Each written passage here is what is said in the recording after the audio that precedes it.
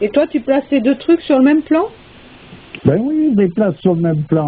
C'est quand pour même ça plus que je dis celui Attends, qui va... excuse-moi, c'est quand même plus satanique de montrer des symboles sacrés transformés en symboles sataniques que de voir une émission sur des animaux, même si le commentaire est bidon. Et non, parce qu'on montre des animaux et on enlève, on retire leur signification pour venir banaliser ces animaux comme étant quelque chose qui bouge et puis qui mange, qui boit, puis qui fait des petits à tel moment, à telle saison. D'accord. Non, faut arrêter là. Je dirais même que c'est souvent pire. Oui, d'accord. Quand on regarde un film qui se veut extravagant, on peut encore avoir l'idée que c'est quelque chose qui en soi-même n'a pas d'autre signification que ça. Quand on est devant un documentaire, on a l'impression de vouloir se documenter, donc d'apprendre qui est cet animal, quel est cet animal. D'accord, alors ce que je viens de comprendre, c'est qu'en fait c'est beaucoup plus insidieux, donc beaucoup plus grave, et ce dont tu parles, c'est de désacralisation. Le fait de désacraliser quelque chose est grave. Ben, c'est ça la banalisation de l'horreur. Elle ne peut pas être issue d'autre chose que de la désacralisation. D'accord. En tout cas, disons, pour en revenir à l'esthétisme et puis donc à l'art moderne, on peut dire que cette forme, c'est de faire de la création artistique. Ouais. Alors que normalement, si on veut lui remettre ça à sa place, on dit de création artistique, c'est plutôt une erreur philosophique et puis une déformation mentale. Oui. Voilà. Voilà ce que c'est dans la réalité. Alors il faut de l'originalité pour être un artiste, tu vois. Ouais. C'est donc, il ne faut surtout pas les copier quelque chose qui a déjà été fait. Et c'est à celui qui sera le plus original, le plus choquant. Voilà. C'est ça l'art actuel. Voilà. Pour que ce soit le plus racoleur possible. Ben c'est ça, donc c'est là où on rentre dans cette position qui fait que Satan, qui a voulu être aussi original que Dieu, en fait, il n'avait pas d'autre choix que l'horreur. Pourquoi est-ce qu'il y a des personnages qui restent avec une certaine humilité, puis qui font que de copier des œuvres qui, eux, sont des œuvres véritables, avec tous les critères voulus pour démontrer cette beauté. Ils sont dans l'ordre des choses, avec des règles qui faisaient que, comme en Occident, ce qu'on a retrouvé, c'est surtout dans les cathédrales, dans les icônes. Oui, tout à fait. On a retrouvé des choses qui, elles, sont faites dans l'ordre par rapport à des données universelles. Écoute. Alors pourquoi recopier ça? Il ne faut pas copier ça alors que c'est beau. Il faut créer alors qu'on ne peut pas créer réellement. C'est pas possible. Et là, on parle de plagiat. Tu te rappelles de la polémique autour de Dante? Oui, tout à fait. Voilà. Oui. Il aurait, soi-disant, il se serait inspiré pour son... C'était quoi ce bouquin-là? Attends.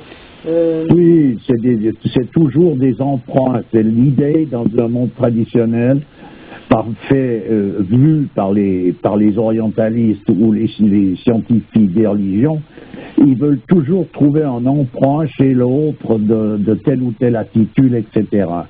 Donc, Dante, il a été emprunté ça à celui-ci l'a emprunté à un autre, enfin bref, comme s'il ne pouvait pas y avoir simultanément l'expression de la même chose qui se situe à différents lieux, dans différents lieux sur cette terre. Il n'y a aucune honte à avoir à faire d'une vérité, de la faire sienne. Ben, dans le sens qu'on ne la fait pas sienne en tant qu'inventeur de cette vérité, mais on veut se mettre en accord avec, et puis cette résonance-là, elle crée un mouvement qui lui est tout à fait bénéfique, et n'entame en rien la vérité, bien au contraire, et ne lèse personne.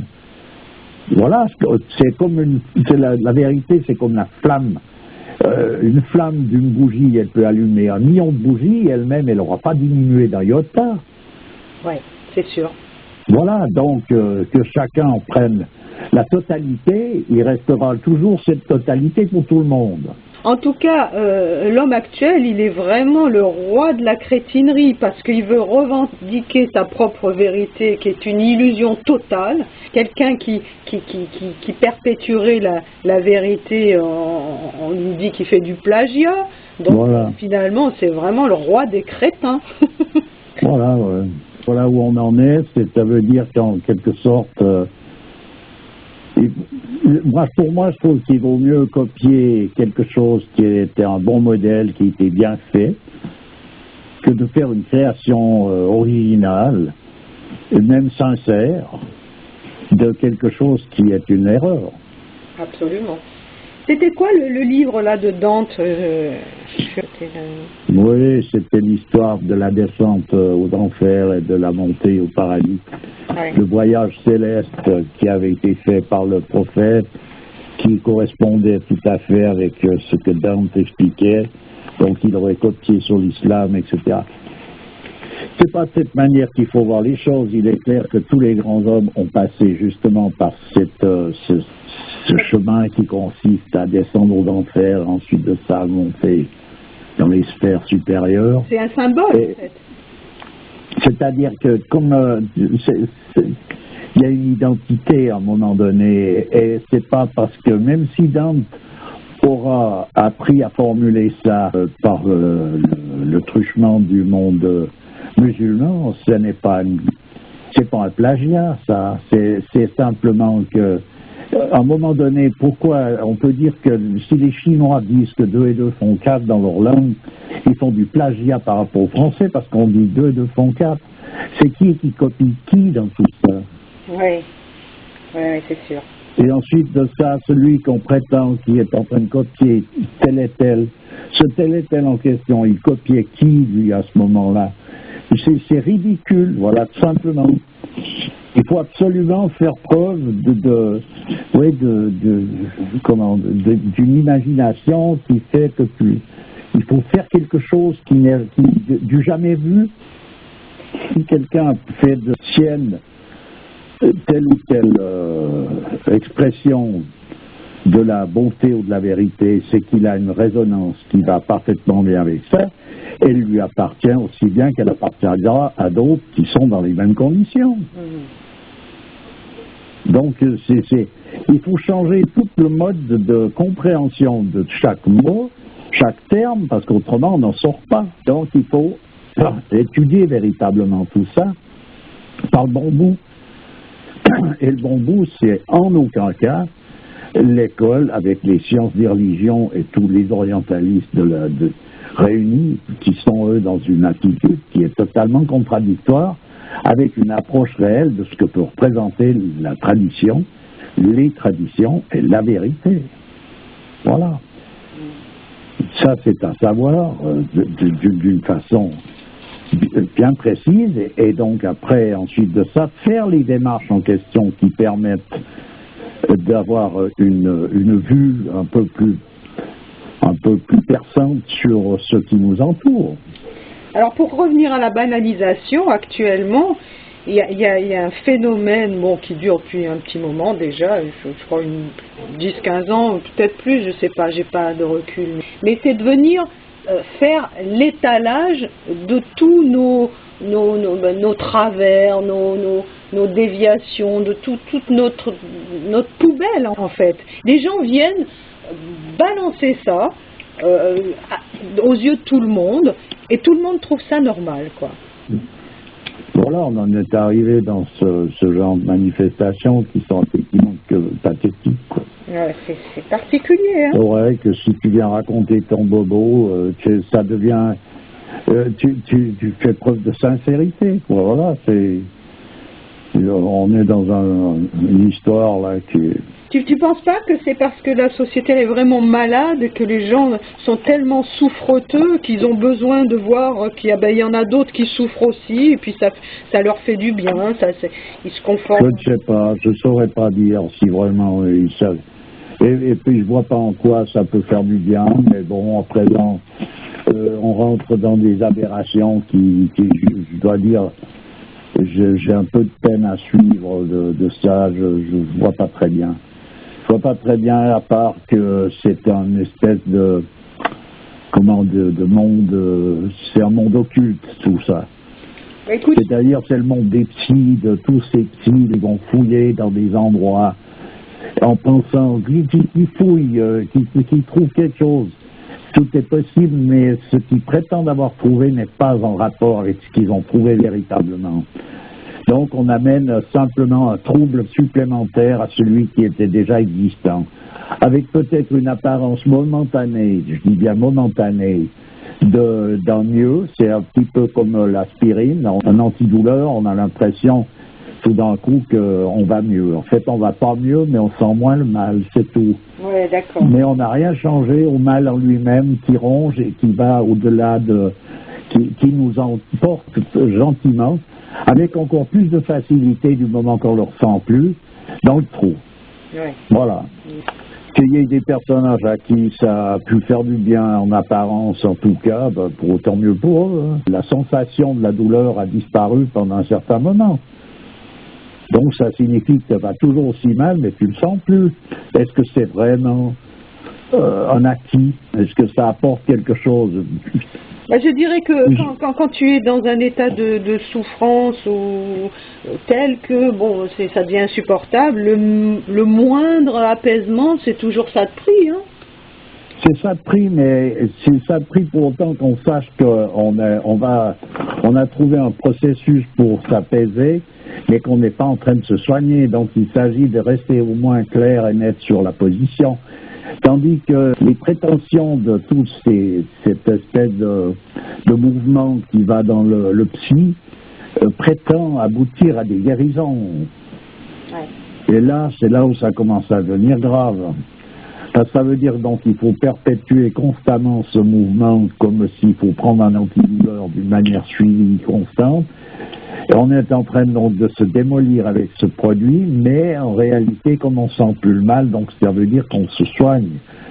Et je veux dire, il y a un truc là illusoire, il y a un leurre là qui est quand même flagrant. Mais toi, alors je dis pas qu'il faut pas utiliser ci ou ça, moi je vais pas crier Fontaine, je ne boirai pas de ton eau. Moi, si j'ai très mal et que je prends un antidouleur, et je suis capable aussi bien de le faire que qui que ce soit, mais disons, je ne vais pas penser que c'est ça qui va me soigner. Voilà, c'est tout.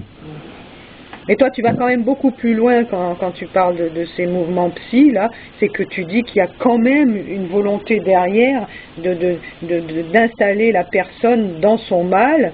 Ben oui, parce que gentiment, puisqu'on te retire si on te retire la sensation de ce mal, on te retire donc tous tes moyens de manière que tu aurais pour essayer de faire une tentative pour te batailler contre ce mal, puisque tu ne le sens plus, tu n'as plus de raison de te battre vraiment. Ouais. Ou des raisons d'ordre secondaire, alors tu passeras, tu verras, tu feras ça quand tu auras le temps. Tandis que quand tu es vraiment sur le coup, ben, comment on fait là? Tu es obligé, comme on avait dit à l'égard de la souffrance, elle t'oblige à te dépasser. On t'empêche d'utiliser un outil qui t'a été donné pour évoluer, pour te rapprocher du principe, quoi, voilà. Oui, on peut, voilà, mais je dis bien, c'est pas pour prohiber toute tentative de s'arranger, de se calmer un peu quand on a un mal qui nous ronge, c'est pas ça. Et je veux dire, par là, pas prendre ça pour autre chose que ce que c'est. Ouais. Voilà, c'est tout. Et comme dans l'art moderne, eh ben, c'est pas parce que tel et tel a fait quelque chose qui n'avait jamais été fait jusque-là qu'il a réinventé la beauté ou la vérité. Ouais. Il peut avoir fait une laideur qui n'a jamais été fait jusque-là parce qu'il n'y a jamais eu d'âme aussi laide que la sienne. C'est aussi une possibilité. Oui, oui, oui. Voilà, donc à partir de là, il serait intéressant de réapprendre, ou en tout cas d'apprendre quels sont les critères qui font qu'une chose elle est ce qu'elle est, pas autre chose, de manière à pouvoir déterminer ça avec un peu plus de précision, et non pas se pâmer devant des horreurs sous prétexte de vouloir faire partie de la crème des personnages qui sont dans le domaine de l'art. Okay. Alors pour conclure, on peut dire qu'on a banalisé le profane. Oui, on a banalisé, bien sûr. Actuellement, je veux dire, l'horreur, tout est banalisé. Ouais. Et puis les gens qui se révoltent, comme on parlait au départ des gothiques, alors cette révolte contre la société se manifeste comme étant le témoignage même de ce que représente cette société. Donc ils ne sont pas en train de sortir de cette société, ils sont en train de se figer dedans. Ouais. La preuve, c'est que la plupart, ils deviennent, comme ceux qui ont fait les 68, c'est eux qui sont devenus, qui ont les plus hauts postes. Ben voilà, oui, ils ont pris le pouvoir, mais ils n'ont pas pris un pouvoir en le modifiant dans le sens de qualitatif, mais ils ont simplement changé de main certaines choses, c'est-à-dire que tel et tel n'est plus dans tel poste, mais c'est un autre qui l'a remplacé, mais il n'est pas en train de faire quelque chose de mieux que celui qui a été remplacé. Au contraire, il ne fait que d'aggraver ce qui était déjà. Voilà.